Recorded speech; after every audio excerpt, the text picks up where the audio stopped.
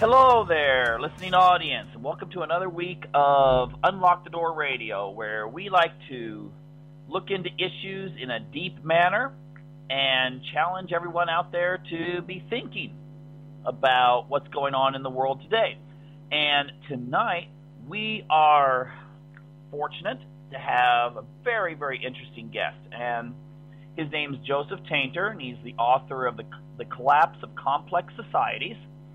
And what I think is going to be really interesting is that it seems that there's a lot of popularity now with programs ranging from, The Walking Dead to Hunger Games and a variety of dystopian societal breakdown themes. And so it's something people are thinking about out there, and it'd be kind of interesting to see exactly what would happen if we were hit with something that would cause a societal breakdown. Well, welcome, Mr. Tainter. Thank you very much.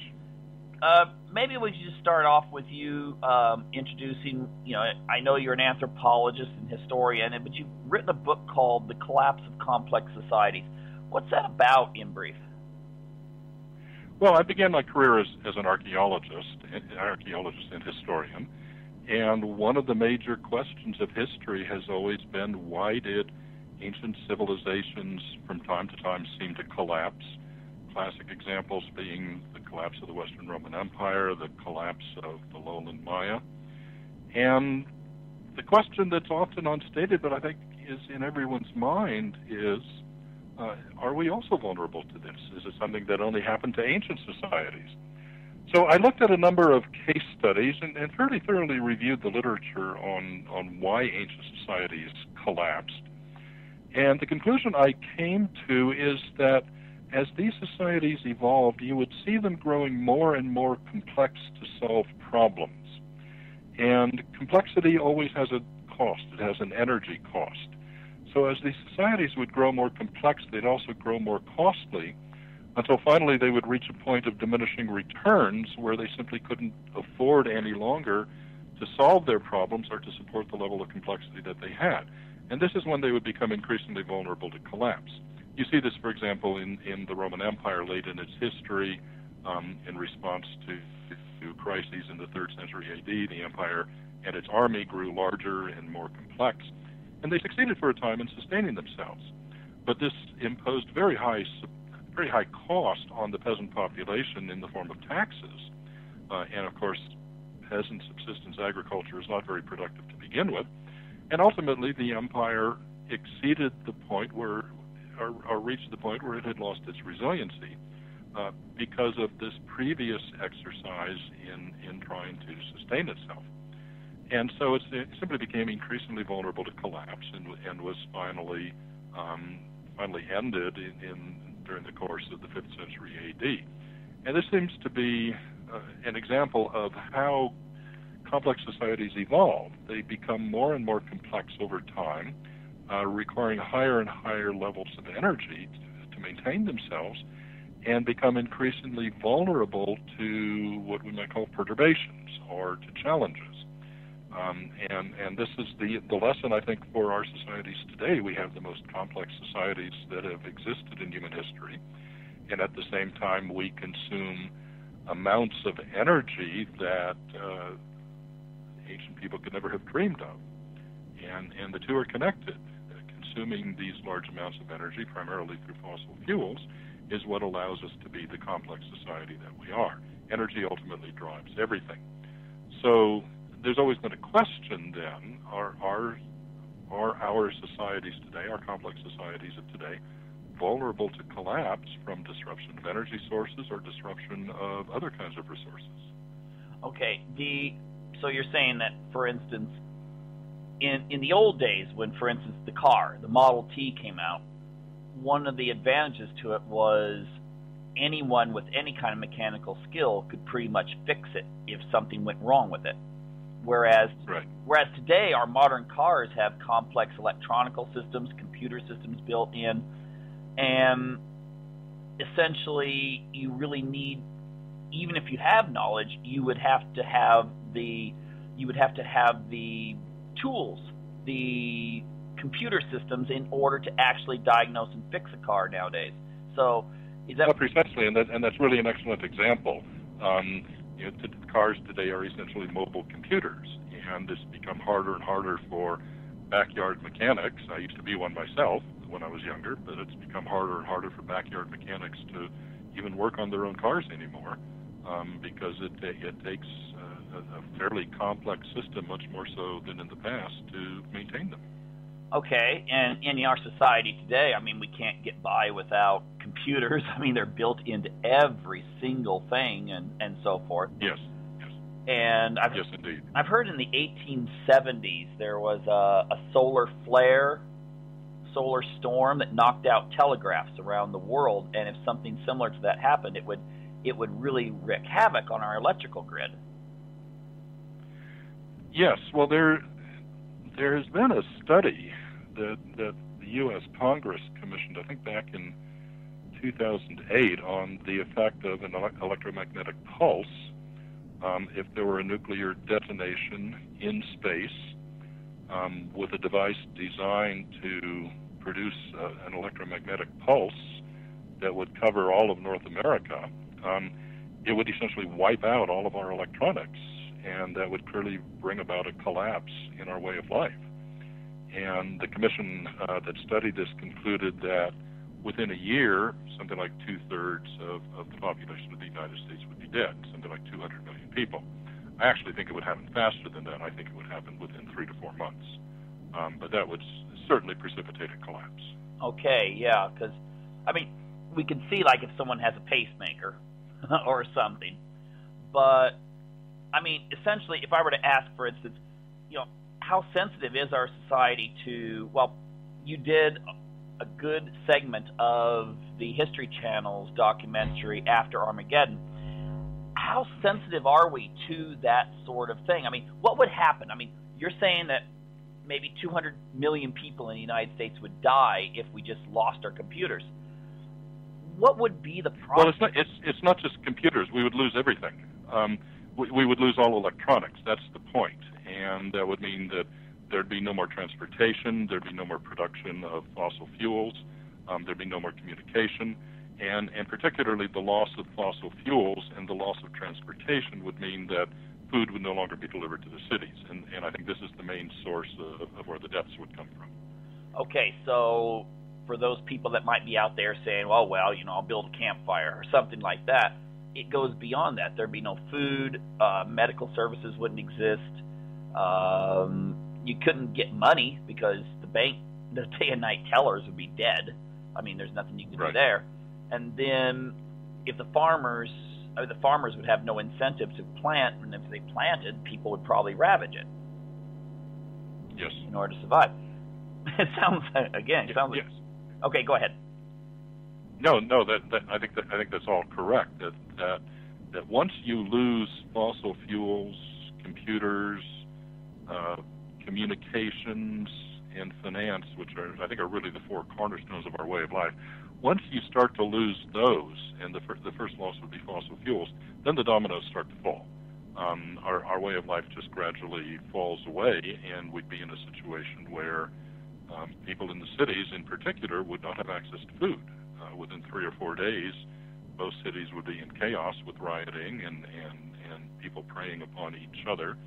The supermarkets would be stripped bare, and there'd be no way to replenish supplies, and people would start to die. Okay. Hey, have you ever watched the TV series Walking Dead? I haven't. Okay, well, it kind of presents this sort of thing, except it's a zombie theme. It's pretty popular right now, but in it, they deal with a lot of sociological issues, like what would be the reactions of people? I mean, that's the basic premise.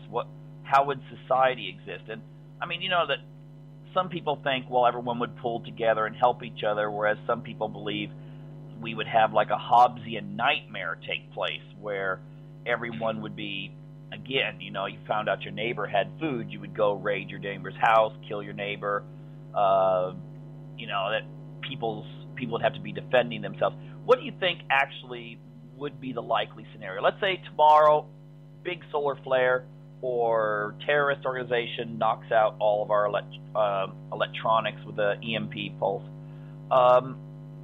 Could you do kind of a breakdown of what it would look like, you think, within a month, for instance, of such a breakdown? Well, I think it's portrayed well in After Armageddon that there would be different reactions in different places. The major crises would be within cities, where you would have gangs of predators forming, who would essentially try to grab all of the resources for themselves and prey upon the population. And most people, if they have survived and have any fuel left, they would have to try to get out of the cities. In the countryside, what you'd find is that in rural areas and small towns is that communities would band together and try to survive as communities, groups of people with different skills, and initially, at least, they would try to keep people from cities out, and people from cities would be trying to get into these communities. So there would be a real source of conflict there. Okay, do you think the military would be able to keep order, or would they just figure they have family, they need to go home and protect? Well, the military would no more be able to travel than anyone else. You know, once the supplies of liquid fuels are gone, then the military is as immobilized as everyone else is. Okay, so you might have them being the ones who are out there raiding then. That's entirely possible because they have the weapons. Okay, and it's happened in other societies where breakdowns have happened, hasn't it? That the military suddenly becomes the warlords instead of the loyal supporters of the government? Well, you can look at France during the 100 Years' War, primarily in the 14th century, where during periods of peace there were all of these unemployed knights and foot soldiers who banded together and essentially preyed on the local population. And the 14th century was a terrible time for France, in part because of this. And this is what would happen: is that groups of soldiers, those with arms, soldiers, groups of police, would band together. Some of them might try to impose a sense of order, but they would also place themselves as leaders of communities and essentially do as they wish. Okay. We're talking about societal breakdown. Since we're dealing with history, I want to go back to modern times here soon. But I've read that actually, for instance, during the bubonic plague, which wiped out like more than half of Europe, that people lost their faith in traditional social structure. They lost their faith in the feudal structure, in the church, in society in general, and that stayed around, but it also gave innovation.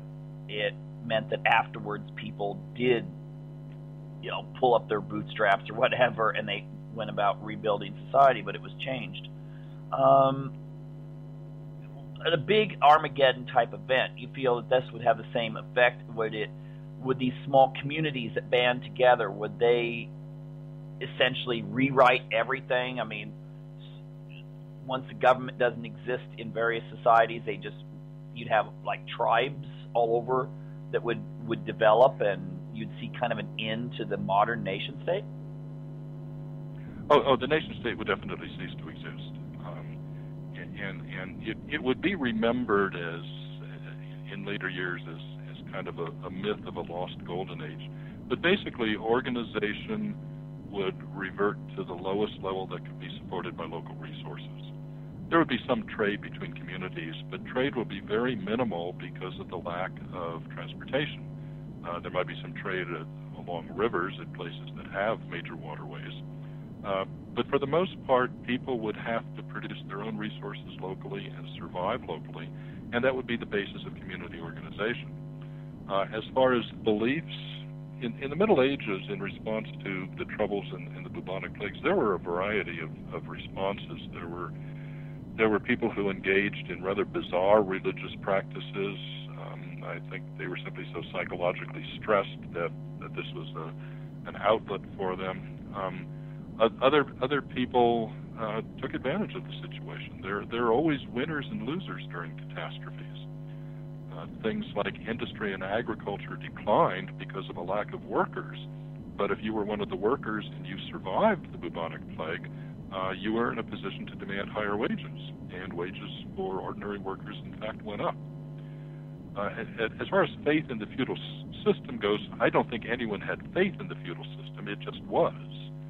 It was the way of life, and it was impossible to escape from it. Although, of course, the church did support the feudal system. But in part, the feudal system began to break down as a result of the bubonic plague, again because workers gained power by virtue of there being fewer of them.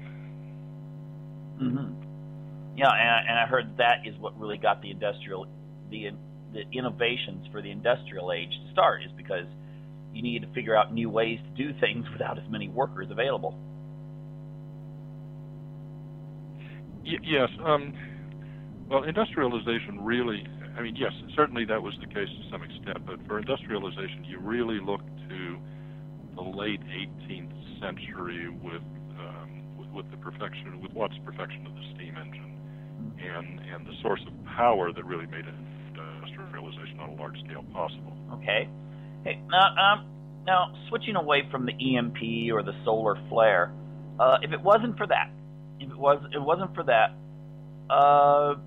what do you think this everything we're hearing now about Ebola or some sort of mutant strain of the flu? Do you think that this could have the same effect even if the flu or again Ebola was powerful enough to inflict the same percentage of casualties that is in 1918, the Spanish flu epidemic? Would this still have that same effect you're talking about, that you would have many people die just because the infrastructure would fall apart? No, I don't think so. I'm not aware that infrastructure fell apart in 1919, and you have to remember that in the United States, right after that pandemic, we had the Roaring '20s, which is a time of prosperity and economic growth. Something like a pandemic on the scale of 1918 to 1919, I don't see that causing a collapse. And if you look back in history at plagues we know of from ancient times, there was a plague in Athens in the late 5th century BC. There was a plague in the Roman Empire in the mid-2nd century AD. Another plague, the first instance of bubonic plague in the 6th century AD. And then, of course, the Great Bubonic Plague of the Middle Ages. These caused enormous loss of life, far in excess of the 1918 to 1919 pandemic. In these ancient and medieval plagues, up to a third or as much as 40% of the population would die, and in some places almost everyone died. And yet there was no collapse in these places.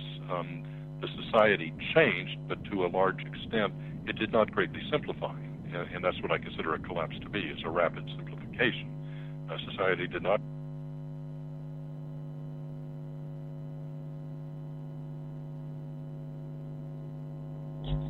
ages. Recovery was fairly rapid over the next few decades. So I don't see something like the 1918 pandemic causing a collapse. It might cause a mild recession, and I think that would be all.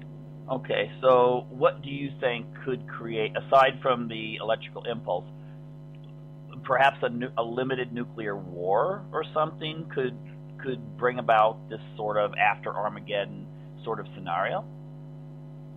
Yes, I think a nuclear war could definitely cause a collapse. And beyond that, if we want to talk about pandemics, we would have to be looking at a pandemic that is so horrendous that people are afraid to go to their jobs. And if large numbers of people are afraid to go to critical jobs, infrastructure jobs, transportation, transporting fuel, and so forth, then you get the potential for a breakdown. But it would have to be something truly, truly horrendous. Okay, like it would have to be like a mutant form of Ebola we have not seen yet that would scare people. Yeah, if Ebola were to become aerosolized, I've seen a projection recently that by early next year there may be 500,000 Ebola cases in West Africa. Now, of course, these wouldn't be 500,000 at once. It would be a cumulative total, but if it gets up to that level, there's a good chance that Ebola is going to escape from West Africa. Now, in the wealthier countries where we have systems of public health, for the most part, we could contain that. I don't think that would be a problem unless it became aerosolized. And if it becomes transmissible through air, through sneezing and so forth, then people will truly start to become fearful. Now, I'm not suggesting that in itself would cause a collapse, but a disease that truly makes people afraid and that's easily contagious could keep people from going to critical infrastructure jobs, and that could begin to create a breakdown. Okay. I just want to go back real quick here because I kind of missed one thing here. When I meant a nuclear war, I meant a limited situation where maybe kind of like the Pearl Harbor attack was not a full-scale attack by Japan. It was just aimed at one spot. And it was sort of designed not to start a war, but kind of to, the Japanese wanted to say, hey, we've been insulted. You better start selling us the stuff we want again. And, of course, they got the opposite result. They got a full-scale war. But if something happened where maybe a couple large cities like New York or Los Angeles and a couple other, London or one of those kind of cities, that could create a psychological panic, don't you think? It wouldn't mean that you have a radiation cloud that would send us into a nuclear winter, but we could actually have a situation in which people became fearful, on edge, and could create some sort of panic in the streets. If there was a threat to other cities, or say a threat to all large cities, yes, people would try to evacuate, and that would create jams on the roads, panic, and just generally a very bad situation. The long-term consequences of that, I think, would depend on the severity of the crisis and how long the crisis lasts. If there are diplomatic efforts to end the crisis and it ends after a few weeks, people would, of course, go back to the cities that hadn't been bombed and pretty much try to pick up their lives. We have to remember, looking back at Germany and Japan after World War II, their cities had been just devastated, and yet they were able to rebuild within a couple of decades. And by the 1960s, by the late 1960s, they had caught up economically to where they would have been if World War II hadn't happened. So it's possible for recovery to happen fairly quickly, but it depends on the key industries. Again, I'll mention them, the ones that we're so dependent on today: fossil fuels, computers, communications, and finance. All of these have to function to keep our society going, and if they don't function, then things come to a halt. Mm-hmm. Okay. Now, just getting into this idea of when 2012 took place, I mean, there was all kinds of speculation about the Mayan prophecies and stuff, and of course, the Mayans were like, hey, that's not what the prophecy was all about. It was just there'd be change. It had nothing to do with destruction. But still, there was a huge, like, National Geographic, and also they had all these specials about preppers. What's your opinion of people who decide to go the prepper route? Oh, they're just part of the range of human variation. I find them interesting, but generally these are people who think that if they build themselves a fort in the woods and stockpile guns, they can survive Armageddon. And in fact, that's not how you survive. You survive by being a member of a community. And this is why people, for example, fleeing cities, would really want to get into communities and become part of rural communities. And the people in those rural communities might not want to let them in, so there would be conflict there.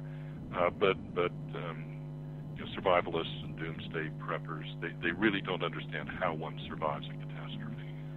On a related note, but not totally different, do you think people could take a lesson, for instance, from Mormons who stockpile food and supplies in case of emergency, but they also encourage people within networks to exist? They're not saying, oh, go out in the middle of the woods and just dig a hole and, tough it out, but they're saying, well, if something bad happens, we have this community that we can continue functioning. So it seems like they would be in a good position. Well, I live in Utah, of course. I'm not a member of the Mormon Church, but observing them, I am impressed by their capacity for community organization. And having that capacity would certainly be an asset in a situation where survival depends on people being interconnected and interdependent. At the same time, Utah has the Wasatch Front megalopolis, the main city being Salt Lake City, and I expect that area would have to be abandoned just like cities and other places would have to be. But I think you're right to point out with Mormons, it's not just storing food. Storing food gets you through for a while, but long-term survival depends on community. Mm-hmm. Yeah, I know. My father lived through the Depression, and he commented that at least out in the countryside, people did have food. I mean, he told me about stories where the kids all had to go out and catch grasshoppers and stuff to feed to the chickens because they couldn't afford to buy the food for the chickens. But that kept them supplied with a lot of protein and from the eggs and the chickens and so forth. And I think people were more resilient in the Depression era, and they would have to learn maybe it's good to learn some gardening skills now, or because and some other skills maybe. I mean, it seems like after some sort of collapse, it's better to know carpentry than it is to be able to know how to write poetry or something. Certainly, practical knowledge would be at a premium, and particularly knowledge involving 19th century technology and access to 19th century technology, particularly farming technology. But I think things like horses and oxen would be at a premium, and it would be some time before enough of them could be bred to reintroduce large-scale farming in this country. Yeah. Well, I hate to say this is going to get some women mad out there, but I've been to rural China, and if you can't afford an ox, it's the wife's job. Yeah, they actually put seriously, it's true. They put a strap on the wife, and she walks while he plows the blade into the soil. And so, I've seen it many times. So, I guess they do that in India and parts of Africa also. If you can't cultivate with draft animals, then you have to cultivate with people. The thing is, with draft animals, you can cultivate a lot more. Yeah. You can really increase your scale of production. Okay. For the last couple minutes here, because we're running out of time, I was just wondering. Now, your book, Collapse of Complex Societies, could you just give me like a couple-minute overview of it and kind of make a plug for it? Because I think there's a lot of people out there that would be interested in this in more detail and the historical and contemporary information that it would contain. Well, I undertook the study because I had been dissatisfied with the existing explanations in the literature on why ancient societies collapsed. And I looked at it from the economics and asked, what is it about complex societies that makes them vulnerable? And the answer is that they are complex. And when they grow in complexity, they have to consume more and more energy. Now, we don't realize that today because to us, energy seems to be free. We acquire energy through fossil fuels. All we have to do is stick a straw in the ground and we have vast amounts of energy. In the past, people were constrained by solar energy, and so when their societies grew more complex, they reached a point where the energy basis was simply not sufficient to support it, and they become vulnerable to collapse. But the same principles apply today still, that we need energy to support our level of complexity, and we need energy and resources to solve the problems that we face. There's a tendency today to think that all we need for a sustainable future is for everyone to consume less. Well, it's not that simple. We face a lot of problems, and we're going to face more problems in the future, and it's going to take resources to solve them. And like ancient societies, we have to be able to develop the energy and other resources that we're going to need to solve problems as our societies continue to grow more complex. Now, hopefully, in the near future, we're going to be focusing on energy sources that are clean and renewable rather than the energy sources that we rely on so much today. And I think I'm beginning to see that ship just starting to turn a little bit with renewable energy development in places like Germany, where it's being extensively developed, and China is showing a lot of interest in it. And it's beginning to happen in the United States as well. So what I've argued in the Collapse book is that the factors that made ancient societies vulnerable to collapse operate today just as they did in the past. And we can learn lessons from these societies and try to apply those lessons to understanding how our own societies should develop in the future.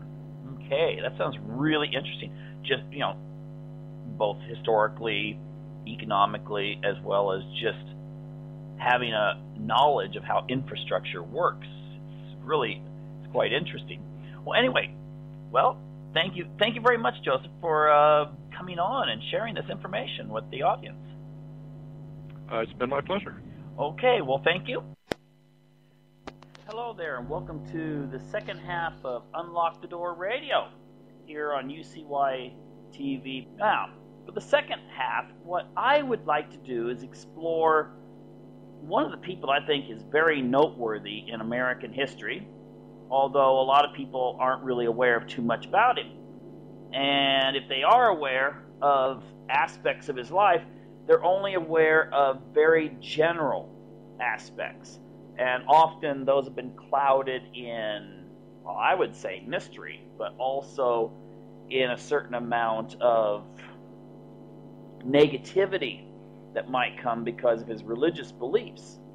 And what I'd like to do tonight is deal with the individual known as Brigham Young, sometimes nicknamed the American Moses.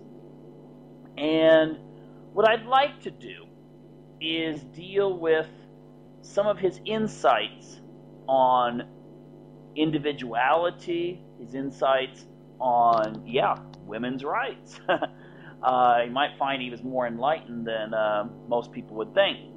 His leadership and his view of the Constitution of the United States. So what I thought I would do is go through a few of his statements, things that he had said, commentary, and analyze them in the context of today's society. Because, these may have been comments made, about 150 years ago or so. But in the course of human history, that's not that long ago. It really isn't. And the way that we're going today, one could easily see that this is not something that's detached from modern society.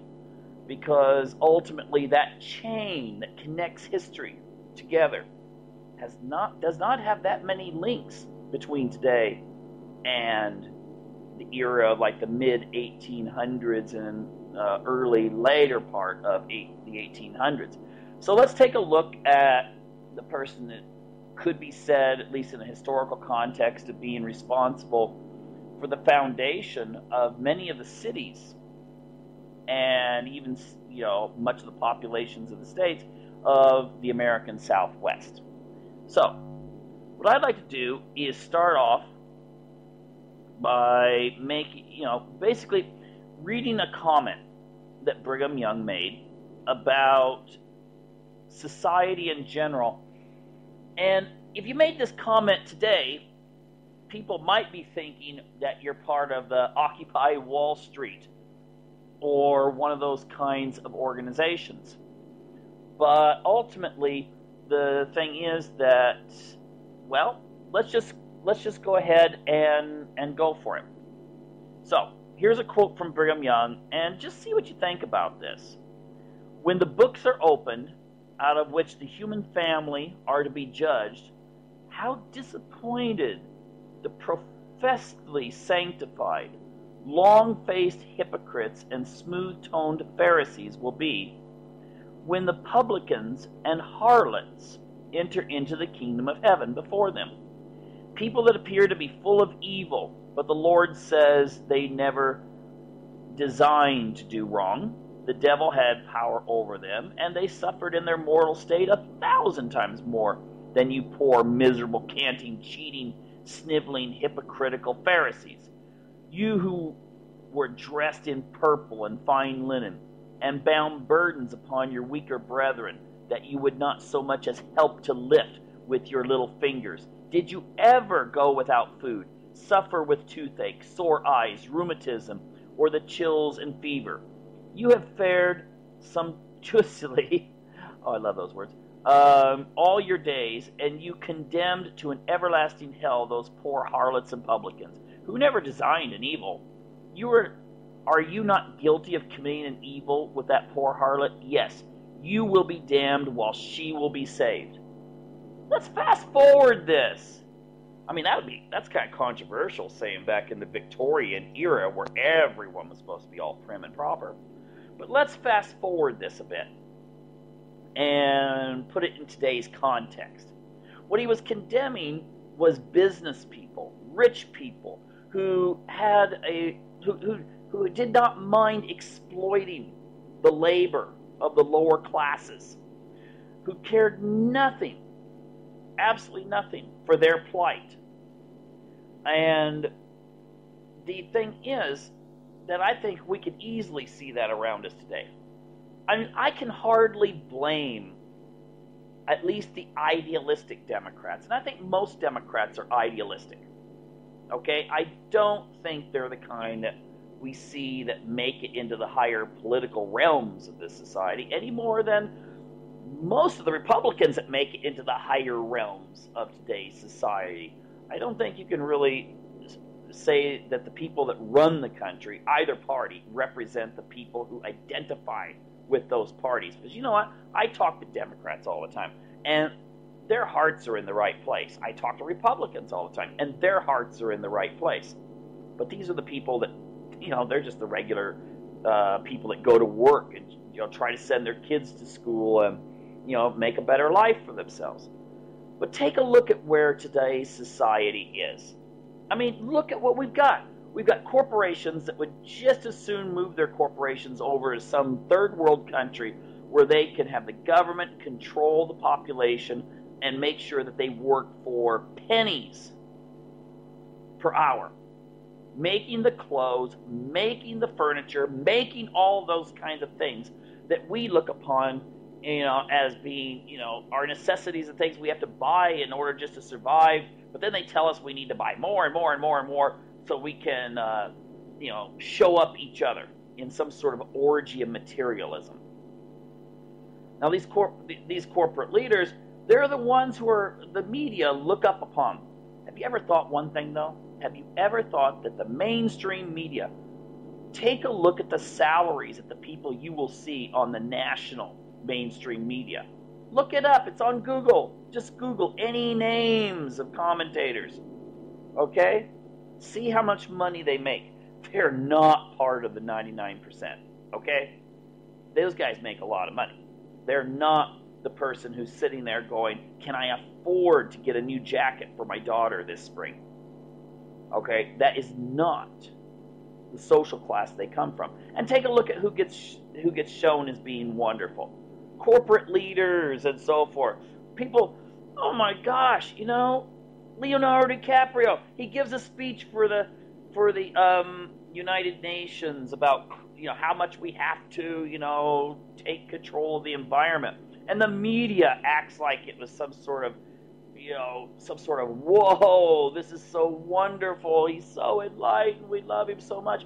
I'm not making any comments about Leonardo DiCaprio, except for the fact he does own a lot. Look it up. There was an article in the UK Telegraph. The UK Mail. The guy's carbon footprint is quite a bit higher than most people. But the media is making it sound like, oh, this is so enlightened and so forth.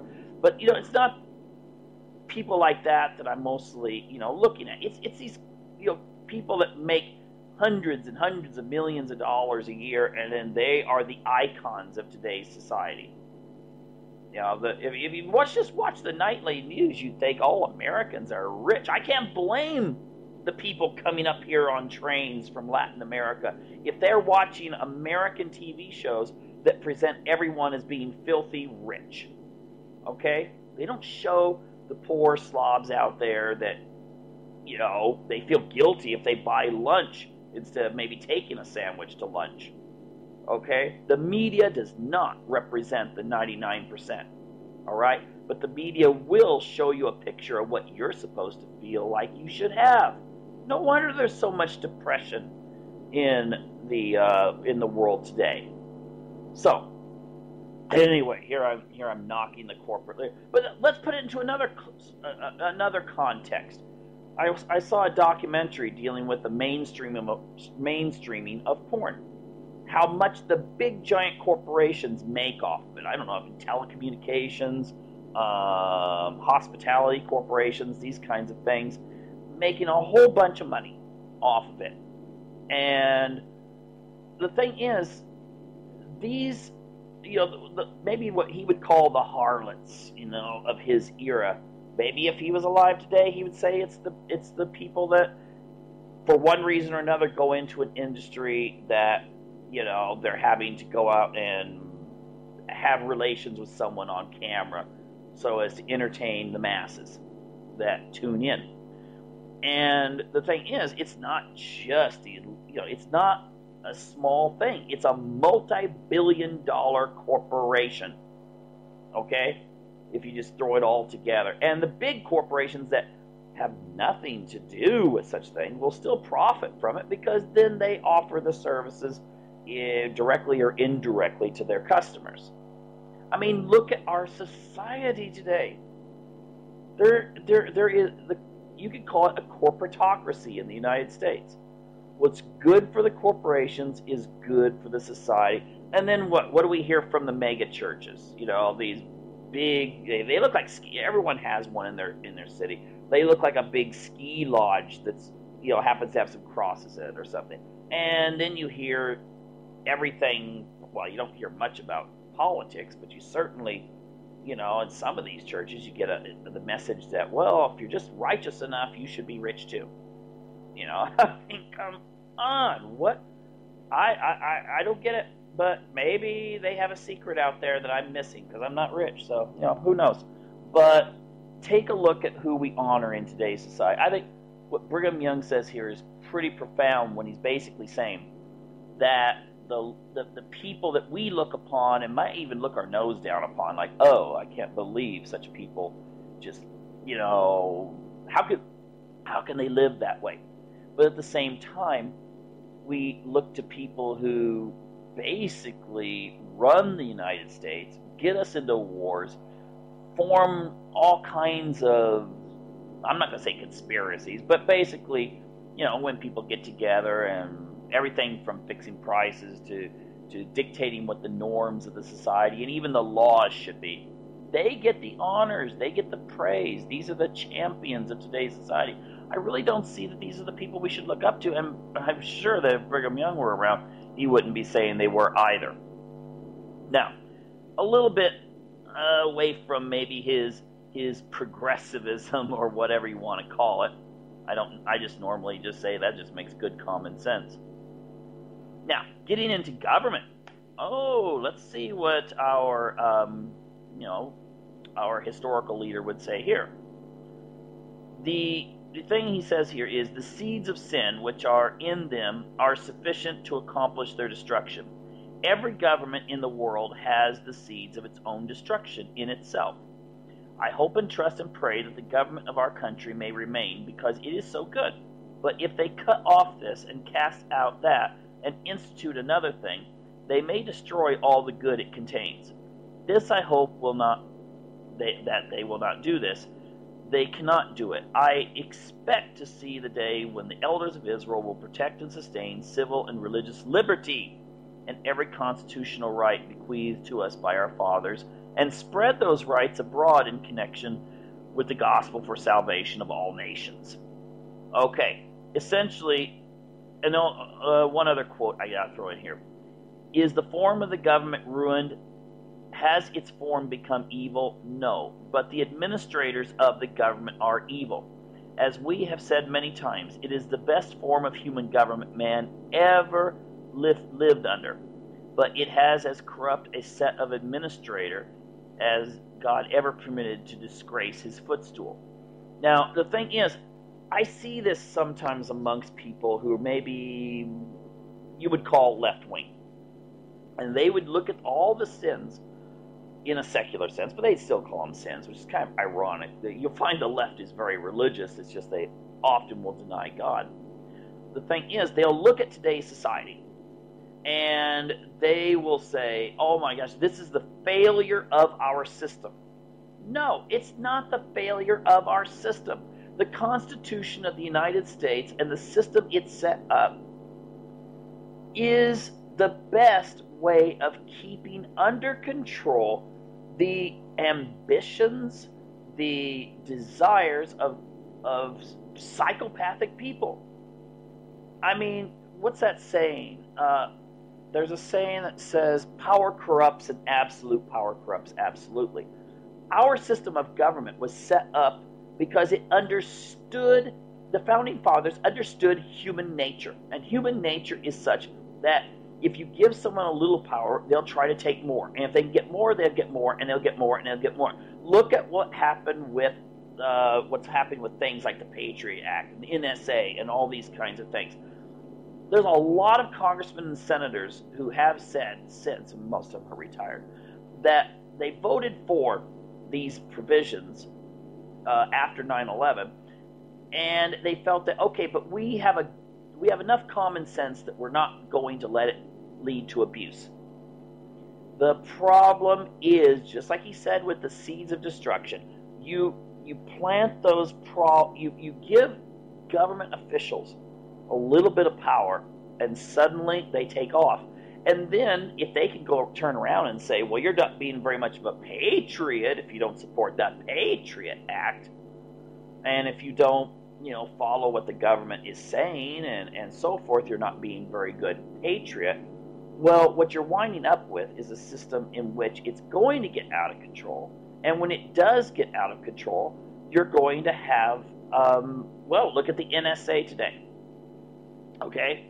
Every one of your phone calls, your computer, whatever websites you visit, I don't know what you're visiting out there, but I'm sure some of you visit some pretty interesting websites. Well, I don't know, but guess who does? That's right, Uncle Sam. And he's got a way. I mean, he doesn't have to sit there like Santa Claus and make a list out. It's all saved on the computer. They have files they're building. This is the ultimate of ironies, the NSA center in Utah. I'm not sure Brigham Young would like that very much, but the thing is that this is just allowed, and people just sit back and like, oh, I guess we have to do it. We can't question. I'll say one thing. I've read a lot about Brigham Young, and he actually did say that you should question. He said people should question him, never just accept something. We need to instill this value back in our society where, it's kind of like that old Missourian thing about the show me state thing. We've got to get that kind of, not really cynicism and just give up and tune out and like, well, the government's going to you-know-where and I'm just going to sit back and watch it go. No, we need to take part. We need to try to do what we can. Because ultimately, especially if you come from a Christian standpoint, you're going to be held accountable for not just the things you do, but the things you don't do.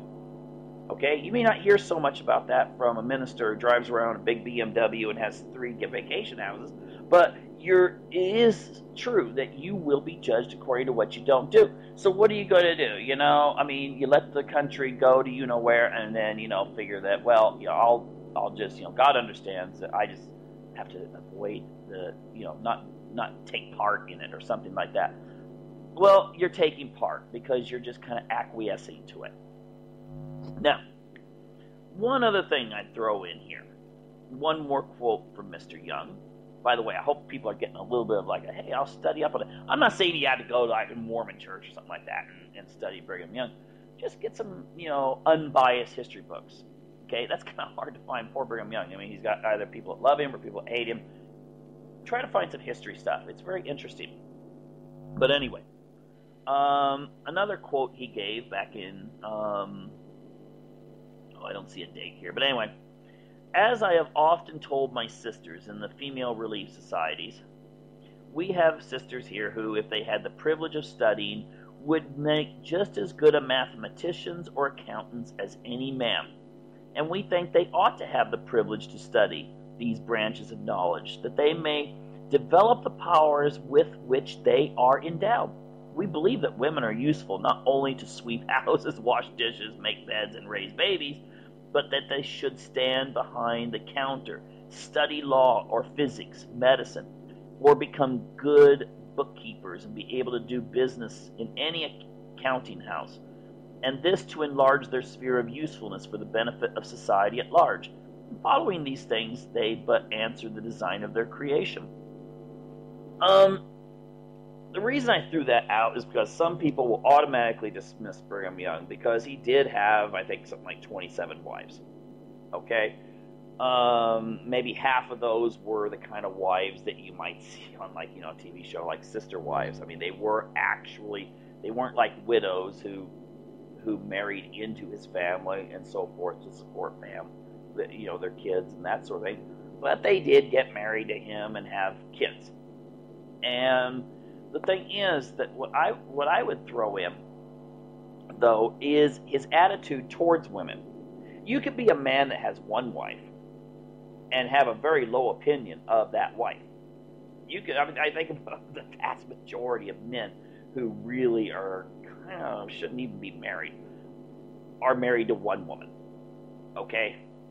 Brigham Young, it seems, had, and if you look, the way he treated women, it seems that he had a very enlightened view towards women. He felt they were his intellectual and spiritual equals. Actually, with spirituality, he thought they were his superiors. But the thing is that often people will just say that there's only one way. You got to be either a career woman or you have a family. Now, our society looks down on women who choose to have families. Now, the thing is, I've known a lot of women who have chosen to work from home, and that increases their ability to be able to be with their kids, but also make a living at the same time.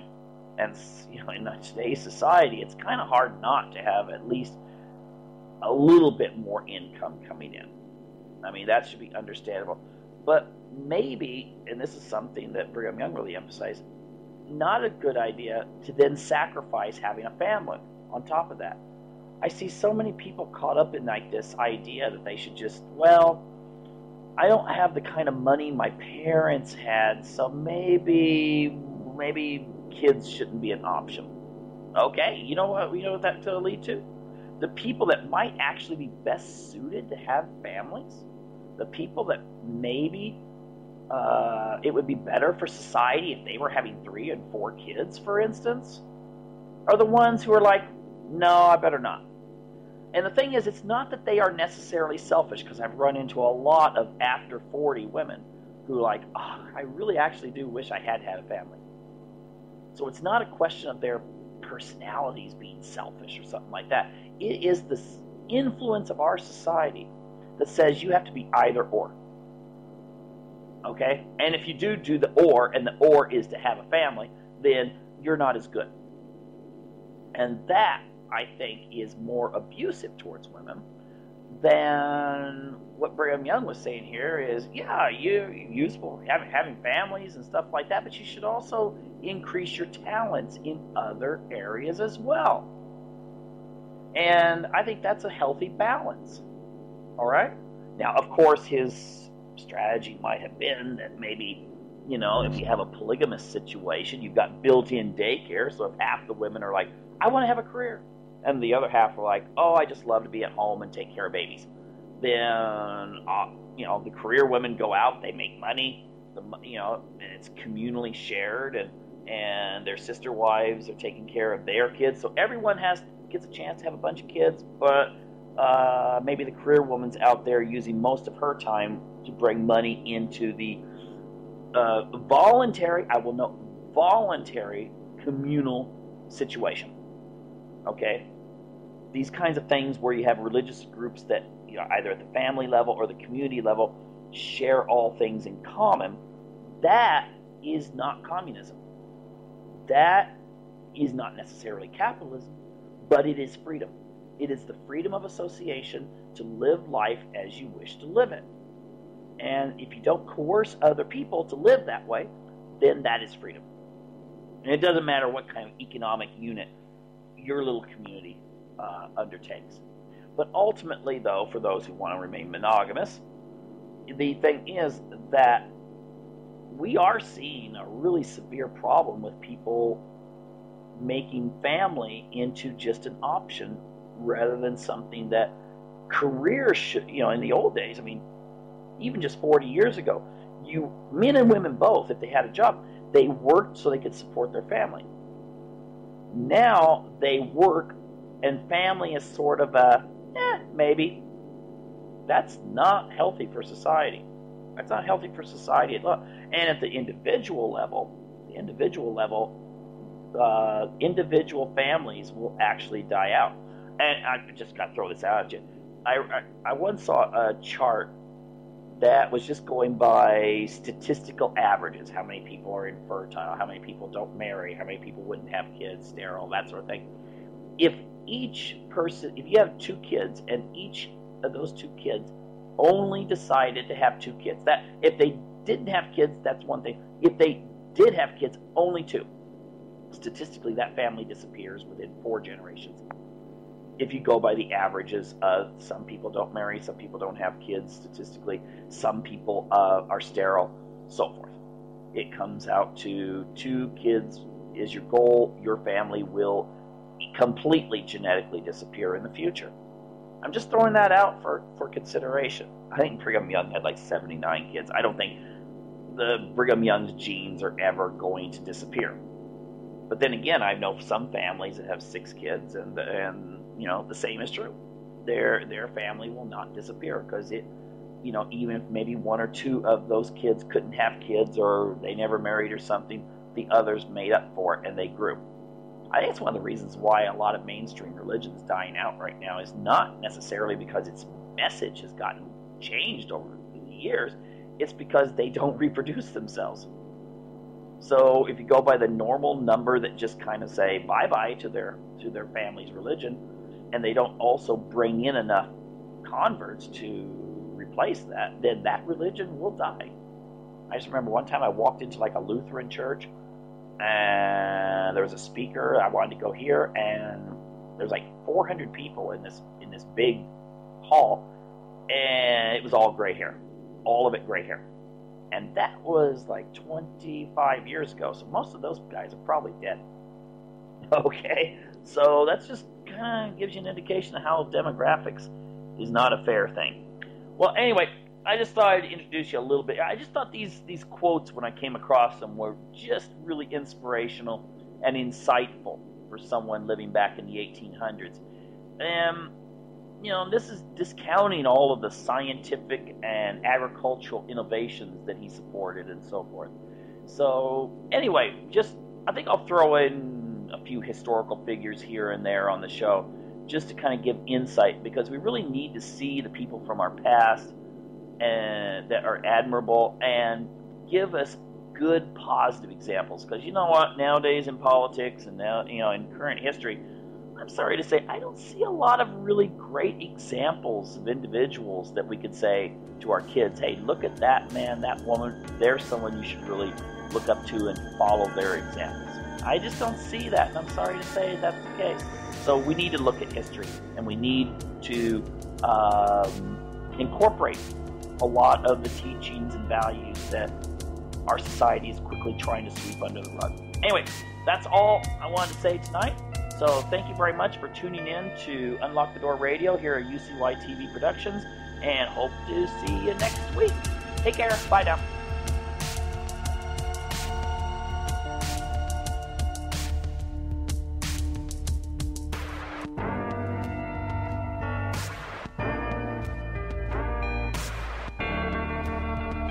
For more news, visit pigminenews.com.